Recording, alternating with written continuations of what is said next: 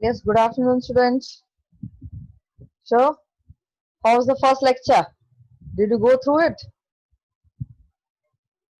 I hope you might have gone through the first part wherein we studied the what is reproduction. We studied the necessity of reproduction. Then we did asexual reproduction. Yes, the types of asexual reproduction, right? And now, then we started with what? Sexual reproduction in plants, right? Now, the slide that I'm sharing here is we had done the other day till here, right? So we had seen what is sexual reproduction, that is union of male and female gametes, that is reproduction taking place through union of male and female gamete, and flower is the main source wherein the sexual reproduction takes place, right? I hope all of you have recalled the structure of the flower, right? Okay, so we had seen the parts of a flower, the calyx, the corolla, the androecium, and the gynoecium. Right. Now you should understand why, when does the reproduction takes place? We had studied why do we need reproduction, but when does a reproduction actually take place? Does it take place in a bud? No. That means reproduction takes place only once the flower matures. Yes, that means the male and the female reproductive organs of the flower need to be matured, then only sexual reproduction takes place. Right? Okay? So, we will go to the next slide. Now, here you would see in the screen male reproductive parts. The male reproductive part of a flower is called androecium. Now, what does an androecium consist of? Now, here you will find the androecium consists of a stamen. So, what is the stamen? Stamen is this part. Now, this elongated part that you see here is the filament, and the structure above, the lobe structure that you're seeing here, is the anther lobe. So, the androecium consists of the stamen, and the two parts of the stamen are the filament and the anther lobe. Okay. Now, when you see an anther lobe, and when we take a section of the anther lobe, are you seeing these structures here inside? These four structures here, what are these structures?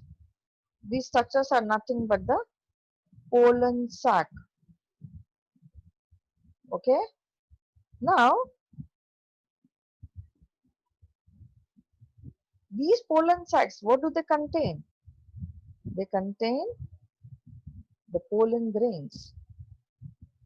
Okay. We go to the next slide. Now here you would see the structure of the anther lobe. Now the anther lobe consists of the epidermis, the middle layer, the tapetum, and the endothecum. Now you would see the tears of the anther lobe, right? But before that, we need to understand certain concept. What do we understand? What do we need to understand? we need to understand that in a flower or in the process of sexual reproduction, there is a pre-fertilization changes, then there is fertilization, and there is post-fertilization. Now, what is pre-fertilization? That means the things that need to take place in a flower before fertilization. Now, all of you know what is fertilization? Fertilization is a process where there is a union of male and female gamete. But before the male and female gamete is fertilized or it is the union takes place, what needs to happen? The male and the female reproductive organs need to be formed. Now, what is the male reproductive organ? Organ we just saw? The androecium, consisting of the filament and the anthelope. Now, in the pollen grains need to manufacture the male gametes. So that is the first step for the pre-fertilization process. And this is the male gamete. If we go ahead, you would see the female reproductive part, right? Now the female reproductive part, what is it called? The gynoecium. Yes? What is the gynoecium consisting of? The carpel. Now this carpel consists of the ovary, the style, and the stigma, right? Now, in this ovary, what does this ovary contain? It contains many ovules and it contains the female gamete. Yes? Now, as I said, the ovary contains the female egg or the ovule. Now here, in the diagram here, you would see this is a structure of the anatropous ovule. This is the structure of the ovule. Now what does it produce? It produces the egg. That means before fertilization takes place, the plant need to manufacture the male gamete and the female gamete, right?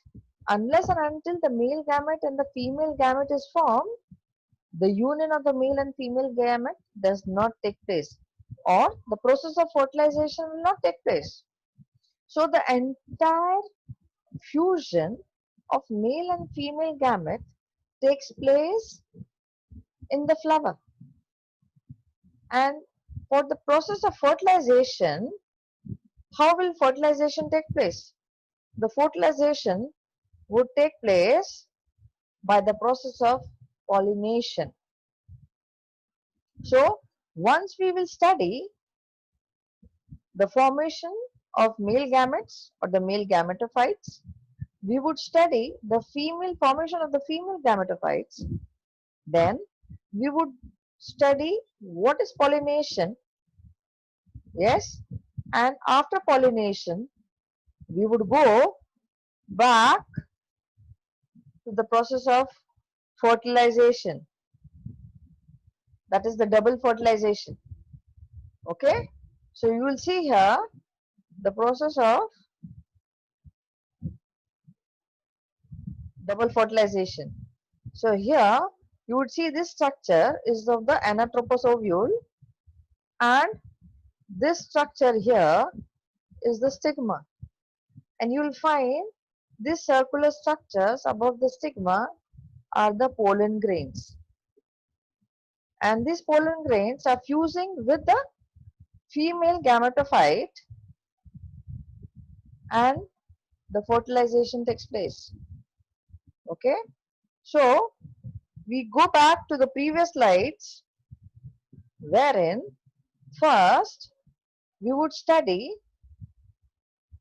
the formation of the male gametophyte.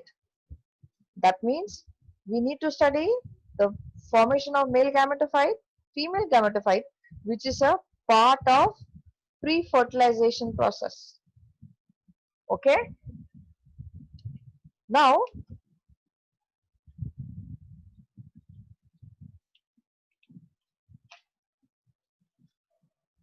What do we need to know? We need to know in an anther, what is an anther, right? What is an anther here? Basically, it is a dithecus. That means there are two lobes here. Can you see the two lobes, which has four pollen sacs?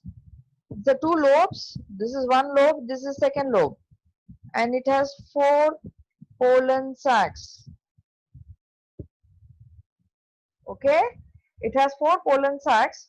Now the differentiation arises in this megaspore mother cell, okay, to form the archisporial cells. Okay, now here you would see here in the TS of the anther lobe, you would find there are four layers, right? Now there are four layers. Now in these four layers, you could see the outermost layer is the epidermis. Now how does the epidermis look like? It's a flattened cells, right? Now these flattened cells are then continued with the endothecum,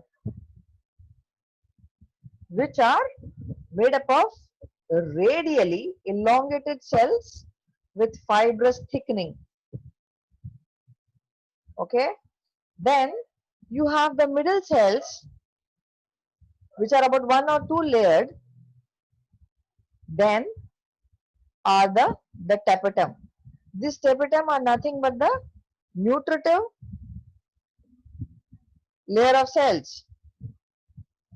Okay, so here you would find,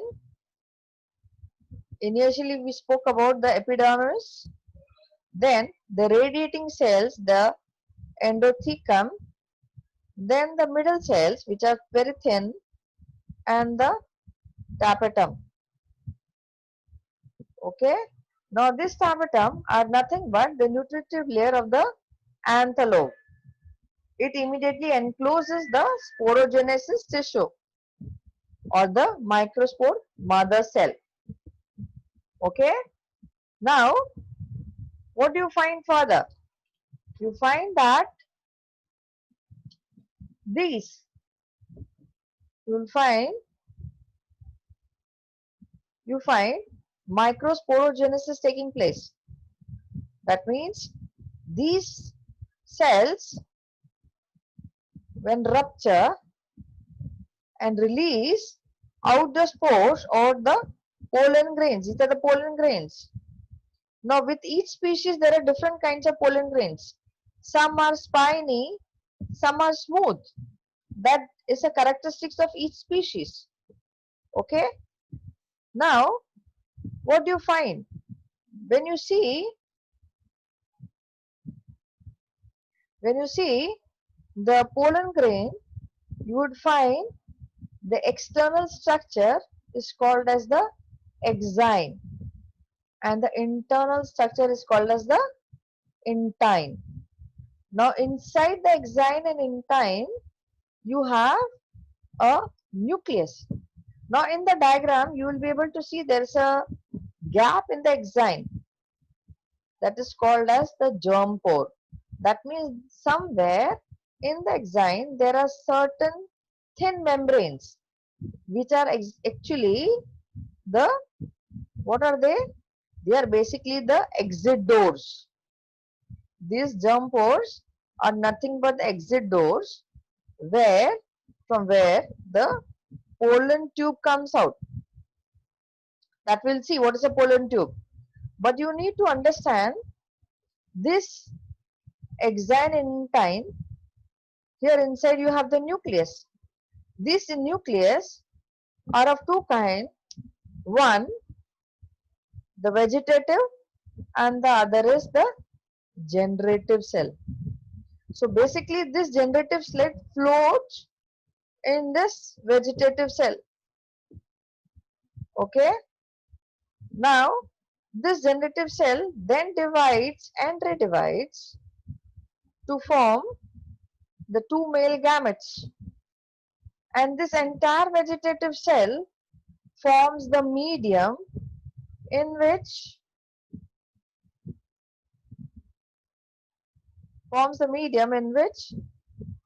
this pollen or this male gametes float in.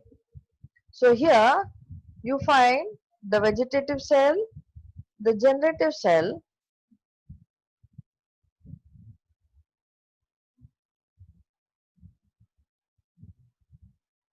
you will find the generative cell and the tube nucleus.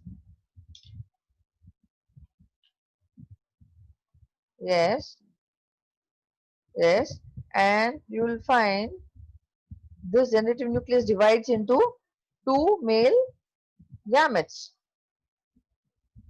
right? That means the entire cytoplasm, this entire cytoplasm comes out through the germ pore, comes out and forms a tube and brings along the entire substance of the vegetative nucleus and the cytoplasm in that tube-like structure, wherein this generative cell divides into the two male gametes, and that is how the development of the male gametophyte takes place. So what does the microsporogenesis says? It says the formation of microspores inside the microsporangia or the pollen sacs of a seed plant.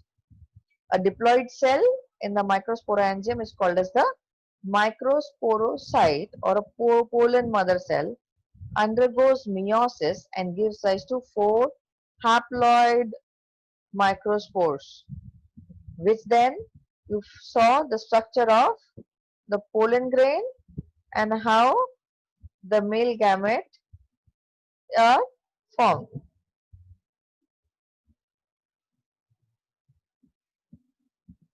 Okay. Then basically these pollen grains are resistant to chemicals. Okay. And whenever they fall on a suitable soil, if in case you might have seen in the asexual reproduction, you saw the spores when they fall on a suitable soil, they germinate, right? But here the male gametes, they fall where? Where do they fall? They fall on the stigma here, on the stigma of the flower, stigma of the flower. Okay. Now we go back again to the female reproductive part. Okay. So what is the male development of the male gametophyte? The male gametophyte forms the beginning, or the pollen grain we could say forms the beginning of the male gametophyte. The first mitotic division to produce bigger naked vegetative cell and small thin walled generative cell. Vegetative cell is rich in food and having irregular shaped nucleus. Okay, that's what we saw in the previous slide, the microsporogenesis. Okay, so in the male gametophyte formation, you would find the two male gametes formed and are ready to fall on the stigma of the flower so that fertilization takes place. But before fertilization takes place, the female gametophyte needs to be matured. Now here the female gametophyte, basically the gynoecium, right? Now this gynoecium is called as the carpel, right? Now this carpel consists of the ovary, style and stigma, which you have already said in 11th standard. Now when you see the structure of the ovule, here the anatropous ovule. Now here in the anatropous ovule, you would find, when we take a section of the ovary, you would find, in case of the angiosperms, the ovule is anatropous, that is, it's inverted. Okay. it is inverted.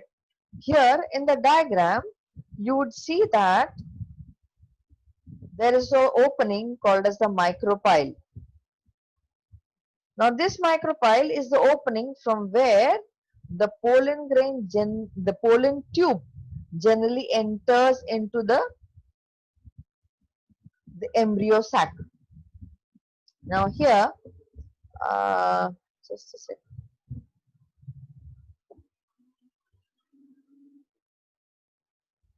Here you would see this is the embryo sac. Now here is the embryo sac wherein you will see here one small structure called as the egg cell. That means the pollen tube from the male gamete has to enter into this micropyle and has to fertilize this egg cell. Okay. Now what happens then? Here in the exam you are asked to draw a neat label diagram of the anatropous ovule. Okay. Now this comes for 4 marks in the board exam.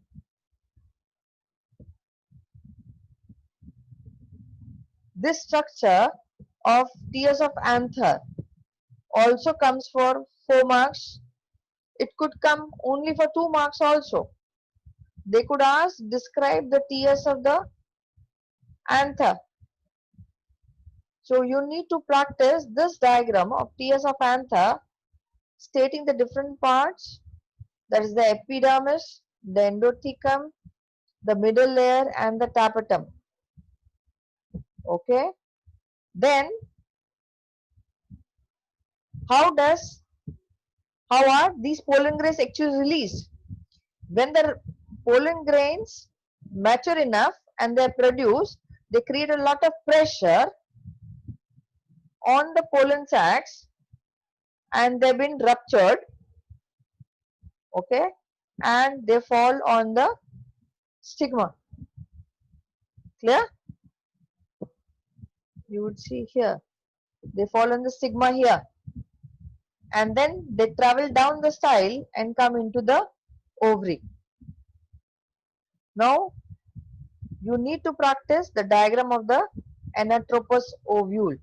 When you see the anatropous ovule, you will find it has 2 integuments, the outer and the inner integument. Now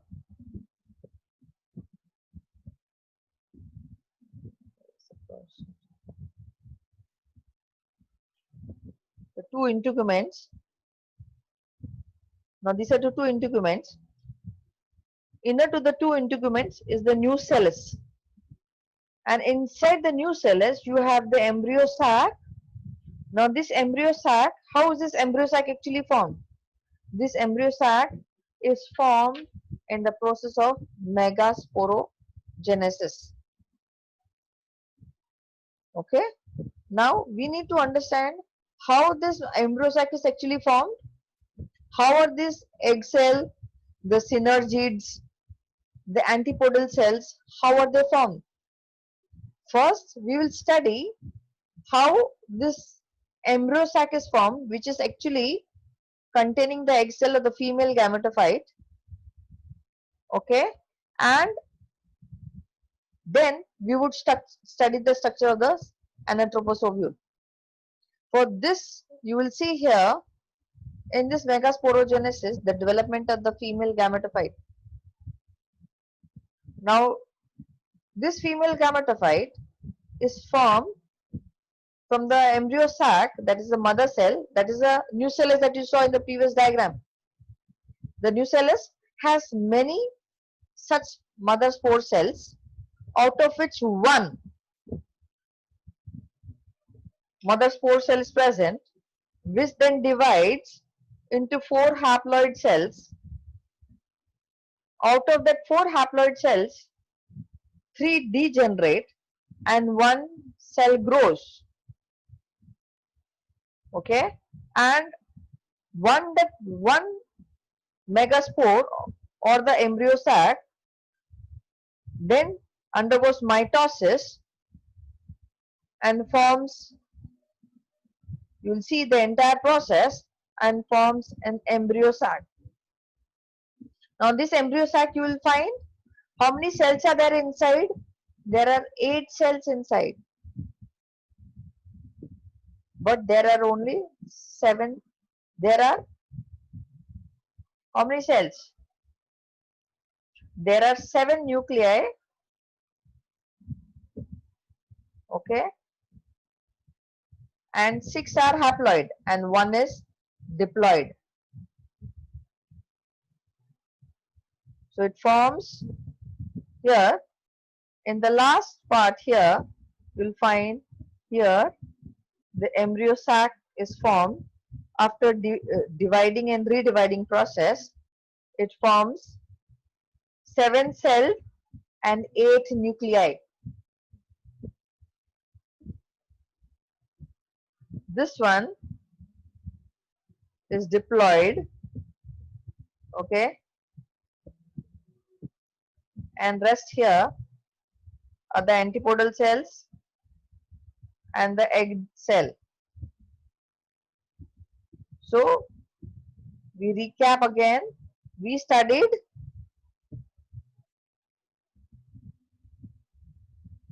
the male reproductive part, the androecium, the TS of the anther, the microsporogenesis, the female reproductive part, the beginning of it, and the megasporogenesis. Okay. Now this megasporogenesis is asked for 4 marks. Initially in the early paper pattern, you used to be asked for 7 marks. How does the development of female gametophyte takes place? Even the development of the male gametophyte is asked for 4 marks. The TS of the anther is asked for 2 marks, 4 marks, okay, and 2 marks for the diagram, 2 marks for at least 4 points describing the 4 layers. Clear? So we end the session for today. I hope you will go through this part again, practice the diagram of the TS of the anther, practice the diagram of the pollen grain. This part is also there in your practicals.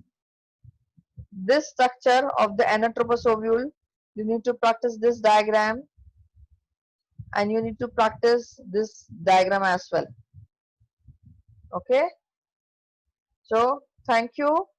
Study well, stay home, stay safe. Thank you.